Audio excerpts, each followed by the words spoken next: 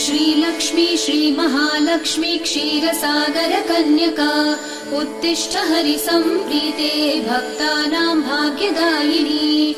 श्रीलक्ष्मी श्रीमहालक्ष्मी क्षीरसागर कन्यका उत्तिष्ठ हरिसम्प्रीते भक्तानां भाग्यदायिनी। उत्तिष्ठोत्तिष्ठ श्रीलक्ष्मी विष्णुवक्षस्थलालये उत्तिष्ठ करुणापूर्णे लोकानां शुभदायिनी। उत्तिष्ठोत्तिष्ठ श्रीलक्ष्मी विष्णुवक्षस्थलालये उत्तिष्ठ करुणापूर्णे लोकानां शुभदायिनी। श्रीपद्ममध्यवसिते वरपद्मनेत्रे श्रीपद्महस्तचिरपूजित पद्मपादे श्रीपद्मजात जननी शुभपद्मवक्त्रे श्रीलक्ष्मी भक्तवरदे तव सुप्रभातम्।